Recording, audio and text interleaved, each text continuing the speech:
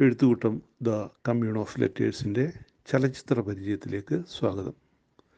എല്ലാവർക്കും നമസ്കാരം. ഞാൻ മോൻസി ജോൺ. 2008 അടൂർ ഗോപാലകൃഷ്ണൻ്റെ ഒരു പെണ്ണും രണ്ടാണും എന്ന സിനിമ പുറത്തിറങ്ങുന്നത്. ഇത് നിരവധി അന്താരാഷ്ട്ര ഫിലിം ഫെസ്റ്റിവലുകളിൽ പ്രദർശിപ്പിക്കുകയുണ്ടായി. മികച്ച സിനിമ, മികച്ച സംവിധായകൻ, തിരക്കഥ, നടി, ശബ്ദലേഖനം എന്നിവയ്ക്കുള്ള സംസ്ഥാന അവാർഡുകൾ ഈ സിനിമ നേടി. പച്ചയായ ജീവിതത്തിൽ നിന്നും ചീന്തിയെടുത്ത ഏടുകളാണ് തകഴി, ബഷീർ, കേശവദേവ് തുടങ്ങിയ എഴുത്തുകാരുടെ ഓരോ കഥകളും. കഥകൾ, നോവൽ എന്നിങ്ങനെയുള്ള ക്യാൻവാസുകളിൽ ഇത്തരം ചീന്തുകൾ കൊണ്ട് സൃഷ്ടിക്കുന്ന കൊളാഷുകളാണ് അവരുടെ സൃഷ്ടികൾ. വൈയക്തികമായ അനേകം അനുഭവങ്ങൾ ഇത്തരം വലിയ പശ്ചാത്തലത്തിൽ പതിപ്പിച്ച് കാണുമ്പോൾ ഉണ്ടാകുന്ന അർത്ഥവൈപുല്യമാണ് ഈ കഥകളുടെ ചാരുത. ഒരർത്ഥത്തിൽ ഏത് സിനിമയും ഒരു കൊളാഷാണ്. ക്യാമറയിലൂടെ ഒപ്പിയെടുക്കുന്ന യഥാർത്ഥ ലോകത്തിൻ്റെ ഓരോ ഷോട്ടുകളും ഒട്ടിച്ചു ചേർക്കുന്ന കൊളാഷ്. വിവിധ രീതികളിൽ ഒരു സംവിധായകൻ ഇവയെ ഒട്ടിക്കുമ്പോൾ ഉണ്ടാകുന്ന അർത്ഥങ്ങൾ സാഹിത്യ സൃഷ്ടിയിൽ വാക്കുകളുടെ തിരഞ്ഞെടുപ്പ് കൊണ്ടെന്ന പോലെ സൃഷ്ടാവിൻ്റെ സർഗശേഷിയുടെ തെളിവുകളാകുന്നു. ഓരോ സംവിധായകർക്കും അവരവരുടേതായ ശൈലിയുണ്ടാകും. അങ്ങനെയാണ് ചലച്ചിത്ര ഭാഷ രൂപപ്പെടുന്നത്. കാഴ്ചക്കാർക്കെല്ലാം ഇത്തരം ചലച്ചിത്ര ഭാഷകളെപ്പറ്റി പ്രത്യക്ഷമായ അറിവുണ്ടാകണമെന്നില്ല. തങ്ങൾക്ക് പരിചിതമല്ലാത്ത ചലച്ചിത്ര ഭാഷയോട് അകൽച്ച തോന്നുന്നത് മിക്കവരുടെയും അനുഭവമായിരിക്കും. ചുരുക്കത്തിൽ ഒരു സിനിമ എല്ലാ കാണികളോടും ഒരേ രീതിയിലായിരിക്കില്ല സംവദിക്കുന്നത്. നിരൂപകർ പോലും ഒരേ രീതിയിൽ പ്രതികരിക്കണം എന്ന് കരുതുന്നതും ശരിയല്ല. അവസാന വാക്കുകൾ എന്നതിനേക്കാൾ അവരവരുടെ അനുഭവങ്ങളുടെ പങ്കുവയ്പ്പാണ് നിരൂപണങ്ങൾ. മറ്റുള്ളവരുടെ ആസ്വാദനത്തെ കുറെ കൂടെ സമ്പുഷ്ടമാക്കിയേക്കാം എന്നത് മാത്രമാണ് ഇതിൻ്റെ പ്രസക്തി. കാൽപ്പനികതയിൽ നിന്നും യഥാർത്ഥ ശൈലിയിലേക്ക് മലയാള സാഹിത്യത്തെ നയിച്ചവരിൽ പ്രമുഖനാണ് തകഴി ശിവശങ്കരപിള്ള. അതുപോലെ കാൽപ്പനികതയിൽ നിന്നും യഥാർത്ഥ ലോകത്തേക്ക് മലയാള സിനിമയെ കൈപിടിച്ച് നടത്തിയവരുടെ മുൻപന്തിയിലാണ് അടൂർ ഗോപാലകൃഷ്ണൻ. അതുകൊണ്ട് തകഴിയുടെ യഥാർത്ഥ ശൈലി തന്നെയാണ് അടൂരിൻ്റേത് എന്നർത്ഥമില്ല. സ്വയം ഒരു ശൈലീവല്ലഭൻ എന്ന് തോന്നിപ്പിക്കാത്ത തരത്തിലാണെങ്കിലും അടൂരിൻ്റെ കഥ പറച്ചിൽ രീതി വ്യത്യസ്തവും ലോകത്തിലെ ശ്രേഷ്ഠ സംവിധായകരുടേതുമായി താരതമ്യപ്പെടുത്താവുന്നതുമാണ്. തകഴിക്കഥകളുടെ ഏടുകളിൽ നിന്ന് ചീന്തിയെടുത്ത കൊളാഷിനെ പൊതിയുന്ന മറ്റൊരു കൊളാഷ് ഉണ്ടാക്കിയിരിക്കുകയാണ് അടൂർ ഒരു പെണ്ണും രണ്ടാണും എന്ന സിനിമയിലൂടെ.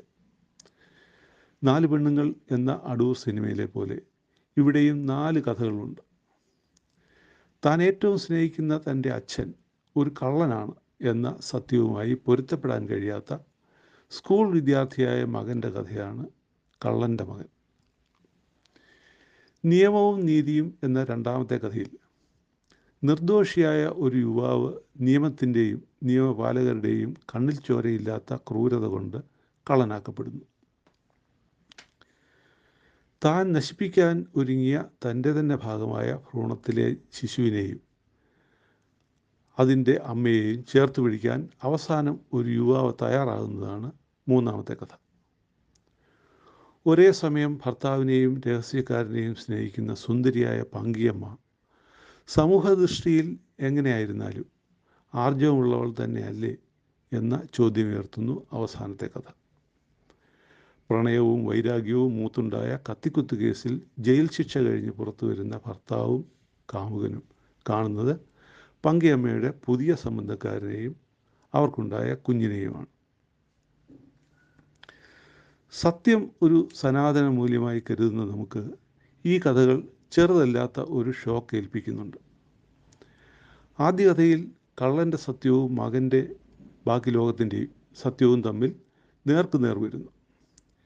ഏതാണ് സത്യം, ഏതാണ് അസത്യം എന്നറിയാതെ നാം കുഴങ്ങുന്നു.